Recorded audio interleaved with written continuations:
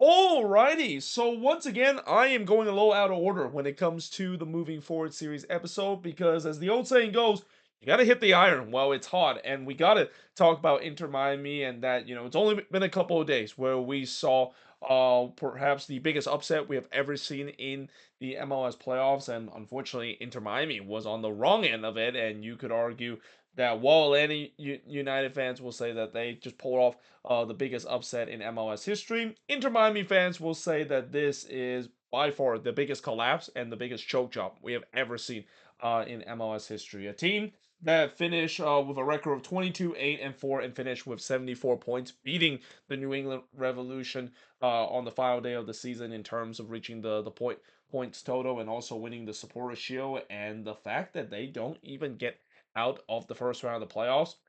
Yikes. And I would also say that while yes, that New England team also didn't make it out of the first round as well. Keep in mind that New England team at least kind of had the excuse, the fact that they were they after they won the supporter shield on the final day of the season, the schedule maker really kind of screwed them all over by deciding to give them like a 20 plus day rest, and the rust was clearly shown, and especially when they were facing against a much stronger NYCFC side that had a lot of momentum and eventually win MLS Cup that year. I mean, yeah, it was kind of unfortunate in terms of that for New England.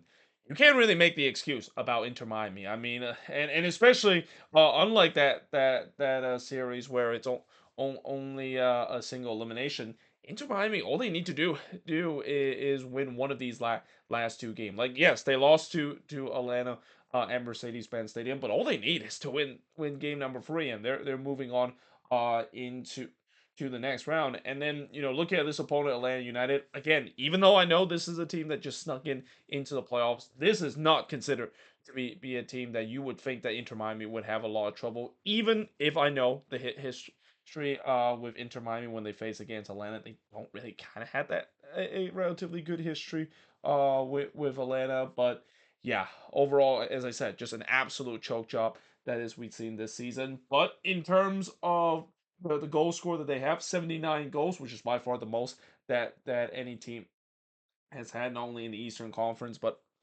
in MLS in general. But the goal out is basically the alarming part. They gave up 49 goals this season. I mean, that is among the most we have ever seen a team that win the supporter shield. And the theme, of course, as we'll talk about this moving forward series, is the fact that the attack really masks a lot issue in terms of the huge defensive issue that we kind of knew from the beginning of the season, and it kind of real its ugly head as the season goes along. The goal differential is plus 30, which actually is not the best goal differential. FC Cincinnati actually have or actually, I'm sorry, Columbus actually had a best goal differential than Inter Miami. I got the wrong Ohio team there for a second, but still, they did finish first in the Eastern Conference. They of course won the Supporter Shield, but as I said, that's kind of be forgotten because what they did in the first round against Atlanta United, that is going to be remembered for a very long time. And unfortunately, if you're Inter Miami fans, you might have look it away because yeah, you're unfortunately in the wrong end of a historic moment that we saw just a couple of nights ago. Now, looking at the last four season, besides the massive collapse that they had in the playoffs, it is hard to believe, but Inter Miami have yet to win a playoff series. So to this day, they have made it to the playoffs 3 times. Well, technically two, if you don't count the expansion season when they make it into the play-in round, and depending on if you count that as a definition of making the playoffs. But last year, they finished in 14th position with a 9-7-18 record and finished with 34 points. They did not make it to the playoffs, but there was a lot that was talking about how they were going to sweep into the playoffs. Remember, they had a disastrous start to the season, and then once Messi and friends decided to arrive, everything basically changed to a point where they won the Leeds Cup, kind of a very Hollywood script kind of Leeds Cup run that they had, and we thought that was going to carry into the regular season, into the playoff as well. But as we know, that didn't happen because Messi, of course, got injured doing a certain stretch, and yeah, this team, of course was never the same, and they just don't have the depth to do so, at least that was the case last year. But before the whole Messi kind of hype that we'd seen with its Inter Miami team, they actually did make it to the playoffs the previous season too. They finished in sixth position with a 14-6-14 record and finished with 48 points.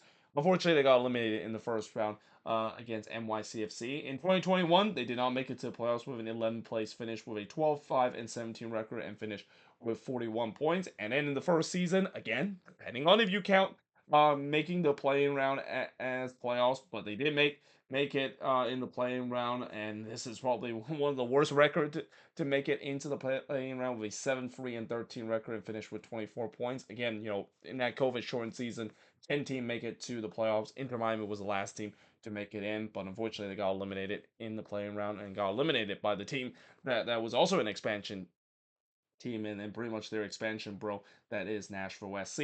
Now, looking at the top goal scored for this Inter Miami side, no surprise that Luis Suarez and Leo Messi is leading the chart there. Both of these guys are actually dead even at 20 goal apiece. But then you also have Leo Campana with 8 goals. His future with Inter Miami is going to be very interesting because it has to suck for Leo Campana where he's been kind of the marksman for this team before the Messi mania, of course, arrive. And there's no doubt that we'll see whether or not if he has any future with this team.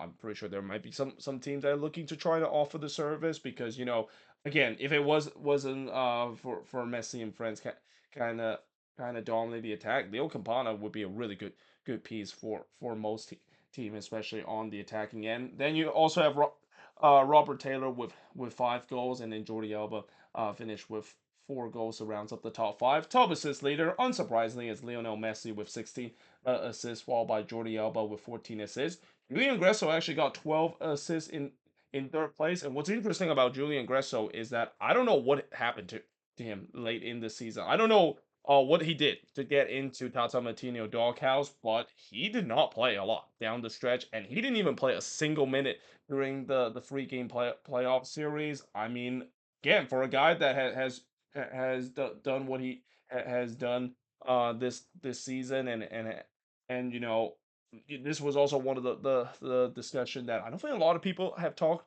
about this, but one of the big discussion of how in the world did Tata Martino decide not to put Julian Gresso in there. Especially, we saw what he did last year with Columbus and how he was one of the catalysts in terms of the reason why that Columbus team and that Wilfred Nazi team eventually reached MLS Cup. So for a guy that I know they already have a lot of attacking arsenal, but not even bringing Julian Gresso off the bench when they really needed goal like what we saw in the third game. Yeah, that is something that I think hasn't been talked more enough, and that there's no doubt that he might be another guy that could be shopped around. And there's no doubt that I'm pretty sure every single MLS team, if Julian Gresso is up for sale, they're going to be lighting up the phone to try to get him. And I wouldn't be surprised; it could be a big amount of general allocation money that a team could trade for Julian Gresso because he is by far one of the best crosser in the league, and it has been the case for the past couple of years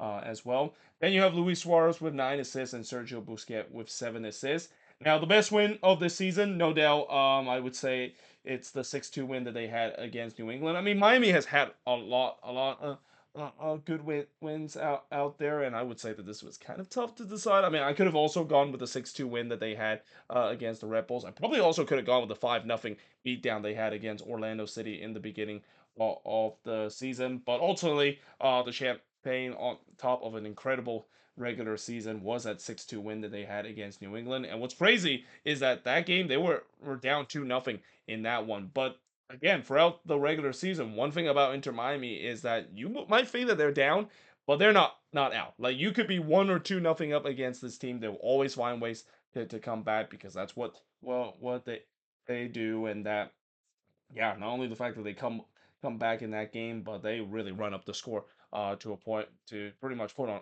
on a show, and especially Messi too, coming off the bench and really just kind of put on a show in that game as well. I believe he also score a hat trick in that game if I'm not mistaken. Yeah, just an incredible win to cap off an incredible regular season. But notice I said it's the regular season. I didn't say the whole season because while that was kind of the high point for Inter Miami fans and certainly some bandwagon fans out there. Their nightmare was witnessed just a couple of weeks ago. That 3-2 loss in Game 3 against Atlanta United. It's not even close in terms of being the worst loss of the season. I mean, you could argue maybe losing to Columbus in the Leeds Cup in the, I think it was a round of 16 that was a tough loss. You could also argue the loss that they had against Rayados, where they looked completely out uh, uh, like completely out of range in terms of them facing against this Liga MX giant, when some people say that Miami has the best chance to knock off the Giants, that is Rayados. And keep in mind that was a game when they still had Messi and Friend, whereas in the League Cup they didn't have that. But that 3-2 loss against Atlanta United, just again, it's gonna be one that is gonna be tough to trying to overcome. So again, the good news for Inter Miami is that, as I'll mention in the moving forward series, as tough of that loss is, there's no doubt that they're definitely gonna go again and maybe learn from their lesson after what happened in terms of the massive collapse that we've seen in the playoffs this season. Now, in terms of average attendance, 20,994, which is good for 15th in the league. Obviously, they did expand Chase Stadium just about a year and a half ago, and makes sense because they have to increase the capacity because the demand for tickets for Inter Miami game is at an all-time high. Like, the tickets prices for Inter Miami game is just incredibly expensive, especially if Messi is involved. And I guarantee you that if Inter Miami is playing in an NFL stadium, hell, if they were able to play at Hard Rock Stadium, they would have been maybe able to sell out that place for most games. That's how the Messi mania has really taken the full swing, and you can even see it too whenever Inter Miami is on the road when Messi is involved. They're selling out NFL stadium left and right. That's how much of an impact that he has left in terms of not only this team but just the league in general. Speaking of Lionel Messi, I mean, he's obviously the MVP of this team, isn't it? And there's even a question of whether or not if he is actually the ultimate MVP. He's gonna have a battle with Cucho Hernandez in terms of that spot, and especially there's that discussion of the fact that he missed half of the season. Is he still considered an MVP even though he only played half of the season? But in terms of disappointment, I'm gonna go with Thomas Alvarez. I mean, what has happened to Thomas Alvarez? A guy that I know that, as I'll mention some of the good thing that Inter Miami has done, besides bringing Messi and friends, the fact that they have a good supporting cast and the youth movement, it is definitely there with this team. One guy that is definitely not part of that is Thomas Alvarez, a guy that was part of the youth movement, and while most of the youth movement pieces has worked out, you can't say the same about Thomas Alvarez. It feels like he's not only just stagnated in terms of his growth, but he has gone backwards in terms of the potential that he has, and just multiple time making some bad decision game in and game out that cost his team. And I think that playoffs series against Atlanta not only is a great example of, but yeah, he just had an absolute stinker. And some people will also say, well, he is a young center back, and usually young center back that is going to happen, and not to mention he's been have to play with different partnership in terms of that center back role. That's not easy for a 20-year-old. But for a guy that has some high expectation, especially the expectation that this Inter Miami team has had, and they put himself, yeah, Thomas Alvarez not only did not hit that expectation whatsoever, but he was one of the main reasons of why this team was hold back of all their defensive problem that they had throughout the season. Now, in terms of young player to watch, now obviously this was a bit of a tough one because, as I mentioned, the youth movement for Inter Miami was absolutely incredible this season, and I had a lot of choices that I could have gone. I could have easily gone with Diego Gomez, who actually won the 20 through under 22 kind of rankings this year that MLS put back in September. But I decided not to put him there mainly because he's gonna be sold off to Brighton this winter transfer window. I don't think he's gonna be staying with this team. So I can't really say he's a young player to watch when he's about to be sold off to another team. And there's also some good other talent too. I mean, Redondo is another example. Kamaski, an example as well. Even some of their homegrown too, with David Ruiz, another example of it, and even Ian Frey. Even though obviously it's kind of unfortunate what has happened to him for how his injury riddle young career. But in the end, I have to go with Yannick Bright. I mean, this is a kid that again just kind of came out of nowhere. A guy that Inter Miami picked in the I think in the second round of the draft pick. Not much was expected to him. And then he of course stepped into that role in the middle of the season, and not only the fact that he hit that role, but he just kind of become a solidified starter. I mean, he is very important in terms of the role that he put. And this is also kind of where, even though I'll mention how they really need some defensive help, some of their youngster can definitely provide that defensive help, and Yannick Bright is definitely a great example of it. I mean, we saw in games where they did not have Yannick Bright how much of a mess that they were on defensive and compared to when they had him in that central defensive mid slot. And again, he's another player that we've seen this happen more times or not in the league, where a player just kind of came out of nowhere. You wouldn't know this name in the beginning of the season, but you definitely will know this name by the end of the season of a player just kind of came out of nowhere and just become a really bona fide star player in terms of the holding midfield role for Inter Miami, and definitely a guy that could do some really good things down the line as well. Now, what went right for this team? Again, supporter shield. Add that to the trophy cabinet. A record-breaking season. Besides Messi and friends doing their thing, again, the attacking depth and the youth have clearly show up to this team. I mean, a big part of the supporter shield season isn't just because Messi and friends perform very well. I mean, Messi himself missed half of the game. A lot of their star player missed times this season as well, but the youth has really showed up to a point where again, there could be a case where once Messi and friends does decide to leave, maybe this team might be still won't be just crumble as many people would think. I mean, certainly the popularity of this team and the fan base might crumble because of the Messi mania that's going on, but certainly I don't think this team is gonna drop off as much as many people think that they could be. So what went wrong for this team? Again, the greatest upset in MLS playoff history. They were on the wrong end of it. The defense, which we knew it was a problem in before the regular season happened, yeah, it basically turned its ugly head. And again, this is a team that actually, let me just I just realized my laptop is about to run out of battery, so let me just charge that real quick before I continue. But yeah, as I said before, we knew this was going to be a problem. We knew that the defense could be the thing that handicap them, and yeah, I mean it definitely turned its ugly head in the end. And I will also say that what also went wrong for this team, the underlying number clearly was not in favor of Inter Miami. Like they were overperforming the underlying number so much that even make Austin FC fans jealous in terms of how much they overperformed the underlying line number. And that again, this is a team that because of the high end talent that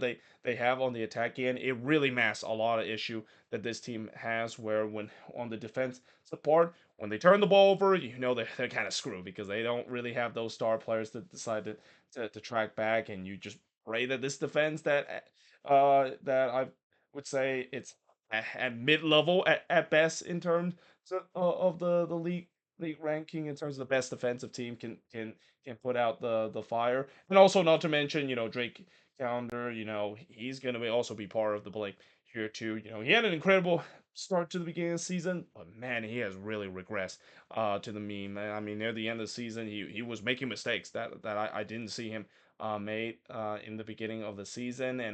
And keep in mind, this is a guy that just breaked into U.S. men's national team and was called up a couple of times. We've seen this happen before, where MLS player go into the U.S. men's national team camp, and while that's a dream for a lot of these players to play for the national team, it can also be a bit of a curse with the way that a lot of these players gets to be on the national team, and then for whatever reason, when they come back to the club level, they just kind of suffer a bit of a regress. I don't know why that is the case. Maybe as to throw in a cliche, maybe the lights got too bright to them and they started to regress to the mean. But yeah, Drake Calendar, he was a guy that was kind of lights out at least last season, and even the beginning of the season really just regressed to the mean near the end of the year.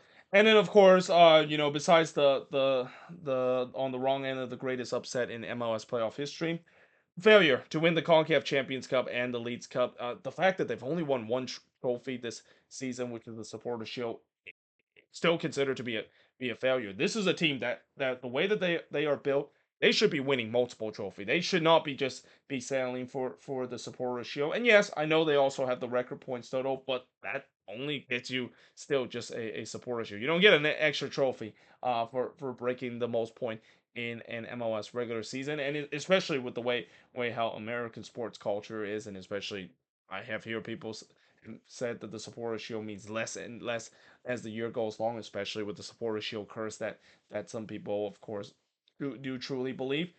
Yeah, it's not enough for this team to only win one trophy and just getting knocked out in the other competition that they were heavily favored to win those. I mean, the CONCACAF Champions Cup, they were probably the favorites to win that. I mean, I know, yes, there are also some big Liga MX team that were favored, but when you look at the talent that they had, even in against those giant that is down there in Liga MX, this team beat them, and the fact that they didn't, that is a huge failure itself. Besides the playoff choke that we saw, and an all-time playoff choke that we saw this season as well.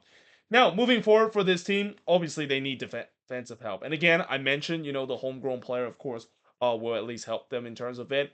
But I do think that they need some true starter to this team. Now, obviously, they are going to get some of their players that was injured this season. I think one of their signing that they bought in the defensive help in Ferre, he got injured, and maybe when he does come back, he might provide a spark to this defense. Although judging by the limited time that he's been playing for Inter Miami, I don't think so. I didn't think he really moved a needle. And again, those are good homegrown kind of players. They can only do so much before they're still just homegrown player. You don't want to put too much pressure on them, and this is kind of where maybe I'll kind of track back of what I said about Thomas Alves, where I think maybe we're putting a little bit too much pressure on this young man to perform. Maybe you need some veteran present out there, but there's no doubt that it's got to be on the priority list. I mean, if they do not fix this defense, there is no way in the world we're going to see next year, even with the high end talent that is. I just feel like it's going to be a repeat as what we see this season, and especially I've said this many times before. I'm pretty sure the expert have said it many times before. When you get into the playoffs, yeah, you could definitely want to have attacking talent, and you definitely want to have difference maker. But you also need to have difference maker on the defensive front as well. You can't just simply have difference maker on the attack end and just kind of forgot about the defense. We've seen so many times with MLS Cup winner. A lot of these teams that eventually win MLS Cup or go deep into this to the playoffs is mainly because they have a very good defense, which Inter Miami clearly do not. Again, there is definitely question about Tata Martino whether or not if he's the right man to lead this team. Now, I know there's been many people that has been calling for his firing. I don't think they're gonna fire him. I really don't. I think that would be considered to be a bit of a harsh firing, even though I know that he is on the wrong end of this historic collapse that Inter Miami had in the playoffs. And there's no doubt that you also have to question in terms of some of the tactics and his substitution pattern that kind of really frustrates Inter Miami fans because he's not making enough stuff or making enough subs and rotating the team as well. But there's no doubt that he's probably going to be there next season. But I also wouldn't be surprised he might be sitting in the hottest seat in in the league. Like there's no doubt that if this team does not perform, even in the regular season or in other competition, he could be on the chopping block as soon as that.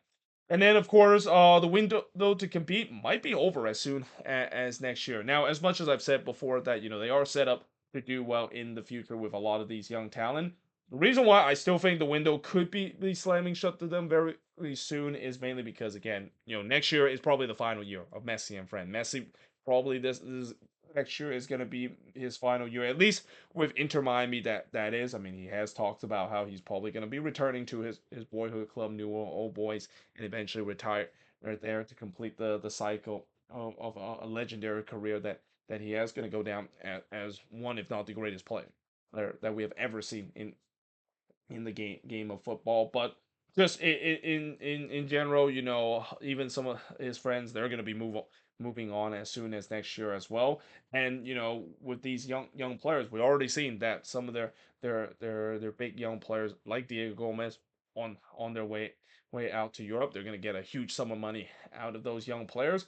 But the question is, can they able to rebuild? And that is the big question, and that is a very tough thing to do. We've seen many teams when they decide to sell off some big young talent and they don't reinvest relatively well. They end up not only show a huge side regression, but not even making the playoffs in general as well. So there's no doubt the window is definitely finite with this team. Next year has to be the final year. Next year has to be the year that they get it done when it comes to winning MLS Cup. Because if they don't get it done next year, I don't know if they have enough to win it in 2026, especially with the way that in the day of the how the league is, where we've seen teams are going to get much stronger, and teams are going to have a book on how to play against Inter Miami. You can't stay relevant for a very long time. You're going to have a dip of form, and they better hope that next year they get it done, or else it could suffer a bit of a dip of form. All one's Messi and friends, and even all the fans that have really kind of come to Inter Miami and started bandwagoning the team. They're gonna be gone by the time 2026 happen. And then of course, the other thing that I want to mention is that they might play most game and MLS team will ever play next season as well. They're involved in so many competition next season as well. The CONCACAF champion MLS, of course. There's a question whether they're going to be in the U.S. Open Cup as well, depending on how that competition is going to be. They're obviously going to be in the Leeds Cup. They're going to be in the Club World Cup as well, and then of course the playoffs as well. There's no doubt that they need some depth, and that there is no doubt that with the team that they currently have, and especially this is where I go back to Tata Martino. He has to simply rest some guys as the game goes along. He can't simply just keep putting Messi and his friend play game after game, because they're going to be worn out by the time we even hit July. So there's no doubt that I think that's going to be something that they're going to have to be worried, and that the depth is going to be tested at the very li- very thin, or at the very stretch of this team. And there's also no doubt this is where, again, they need some defensive help. They need some more depth pieces, because if they don't get the depth pieces that they have, it's gonna be like what we saw this season: failure to win in multiple competition, and ultimately only have one trophy to show for, and a trophy that people were pretty much forgotten because of what we saw just a couple of days ago involving that huge collapse against Atlanta United. But there you have it. That is pretty much it in terms of this moving forward series episode. Certainly the longest one I've ever done, because again, there's a lot to go over with this team. But either way, hope you guys enjoyed this video. If you do, make sure to leave a like, smash the subscribe button. As always, let me know in the comments below what do you think of this video, and if you're an Inter Miami fan, or you're just a casual Messi fan, what do you think went right, went wrong, and moving forward, how is this team going to look heading into next season? But until then, hope you guys enjoyed this video, and I will see you guys next time.